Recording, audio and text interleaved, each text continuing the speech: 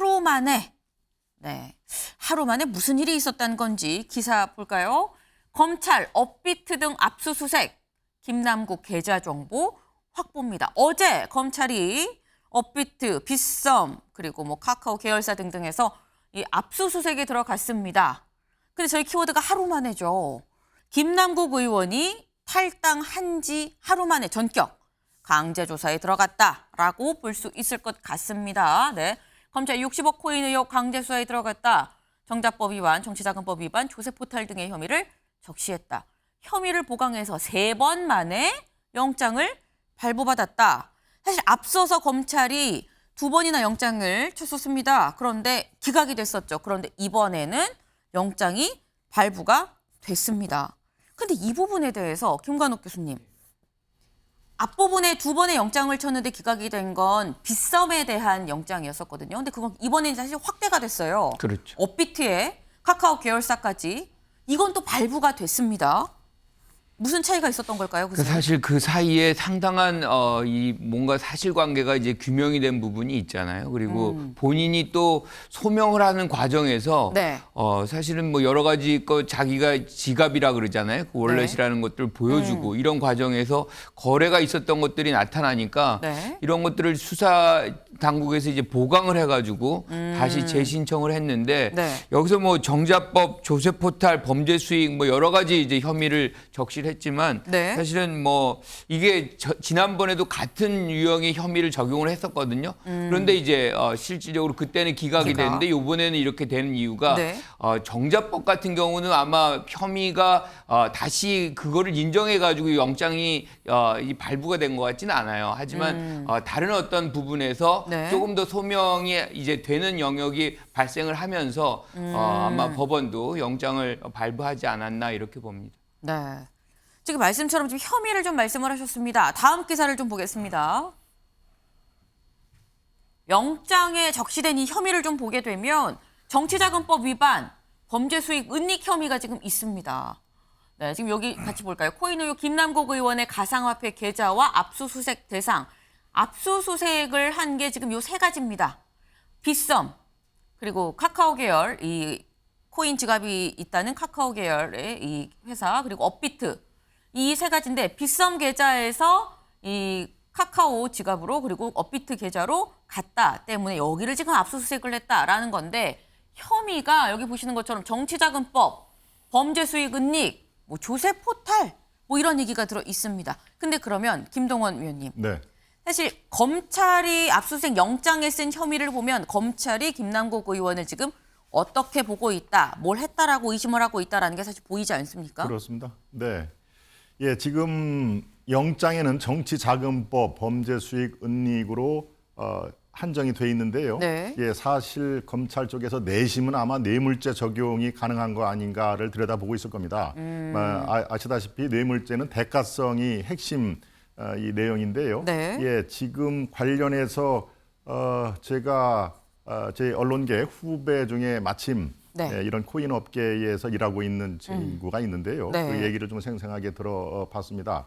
예, 이쪽에는 여의도의 10층이라는 얘기를 많이 합니다. 여의도 은호 10층. 비슷하게 여의도 10층, 여의도 10층. 예, 그래서 여의도 10층이 어디 10층 얘기하는 거냐라고 제가 얘기를 했는데요. 사실은 의원회 간 10층을 얘기를 하는 거를 저도 최근에 알아왔습니다. 예, 그래 놓고 보니까 글쎄요, 이게 의원의 일치일까요? 김남국 의원의 의원회관이 10층 11호입니다. 10115. 그러니까 이 코인 업계라든가 게임 업계에서는 여의도 10층 하면은 김남국 등 한 사람은 아니고 10층을 상당히 많이 들락날락거린 이 정황 증거가 있습니다. 예컨대 그렇다면은 게임산업법진흥법 개정안이라든가 이런 것들이 다 김남국 공동 발의를 했죠. 그렇다면은 대가성은 수사가 진행되면서 상당히 현실화될 가능성이 있다. 일단 영장을 칠 때는 정치자금법 위반으로 하지만 내심 뇌물죄까지 번지는 거 아닌가라고 저는 기자의 촉을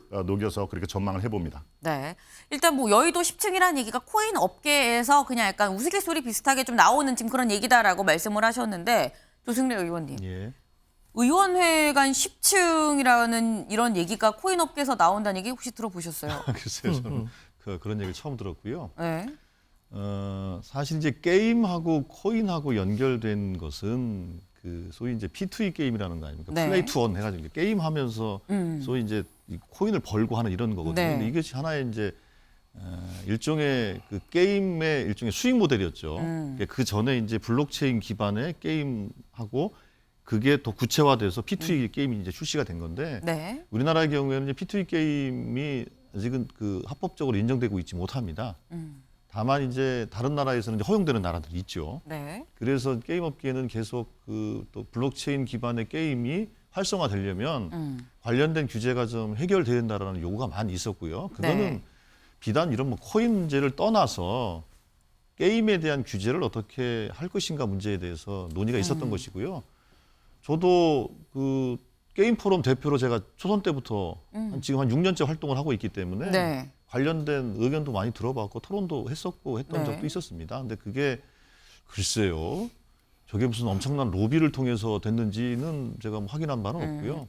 어쨌든 당시에 대선, 특히 대선을 전후해서 네. 각 정당에 게임과 관련된 여러 가지 규제들을 풀어달라는 요구들은 많이 있었고 네. 그거에 대해 각 정당이 검토를 했고 또 일부는 그것을 각 정당이 또 공약을 한 바도 있고 그렇습니다. 그래서 이거를 전체 블록체인 기반 혹은 게임 산업의 진흥 이 문제를 전부 다 범죄시하는 구도는 그거는 좀 옳지 않다고 보고 있고요. 딱 찍어서 코인 거래와 관련된 자금 출처, 네. 그다음에 그 수익이 어디로 갔는 건가 이런 부분에 대해서 집중해서 신속하게 좀 검토를 좀 해보면 되지 않을까 싶습니다. 자금의 출처, 수익의 향방 여기에 좀 집중을 해야 된다. 게임, 코인 업계 전반으로 이게 너무 부정적인 인식이 가서는 안 된다라는 우려의 말씀을 주셨습니다. 일단 검찰이 강제 수사에 어제 착수를 했습니다. 근데 그 어제 김남국 의원도 사실 그동안 뭐 SNS에 글은 올렸습니다만 본격적으로 이렇게 뭐 활동을 한 바는 없었는데 진보 성향 유튜브에 나와서 또 한마디를 했습니다. 매일경제 볼까요? 김남국 반성한다더니 윤 실정 덮으려 흘린 거다라는 얘기를 했다는 겁니다. 정치적인 수사를 주장하면서 내가 시작이지 끝은 아닐 거다라는 얘기도 했는데요. 요 얘기 같이 들어보고 오시죠. 지금 이 시기에 이렇게 터트린 이유를 곰곰이 생각해 보면 결국에는 지금 윤석열 정부가 하고 있는 여러 가지 실정들을 전부 다 이 이슈로 덮어버리기 위해서 의도적으로 수사기관에서 또는 국가기관 어디에서 이것을 흘린 것이 아닌가라는 생각을 의심을 하게 됩니다. 네, 윤두현 의원님. 예. 지금 내가 시작이지 끝은 아닐 거다. 윤 정부의 실정을 덮으려고 흘린 거 아니겠느냐라고 얘기를 했습니다. 이거는 나는 좀 억울하고 정치적인 수사다. 나에 대한 이 수사는 정치적인 수사다. 뭐 이런 얘기를 하는 것 같은데요. 아니 지금까지 이제 서민 코스프레 하다가 이제는 피해자 코스프레로 온 것 아닌가. 과연 저 말을 믿고 저 말을 듣고 국민들이 어떻게 생각하겠습니까? 아무나 말잔치죠. 그래서 본인이 네. 여러 차례 이야기했지만 해명이 할 때마다 내용이 다릅니다.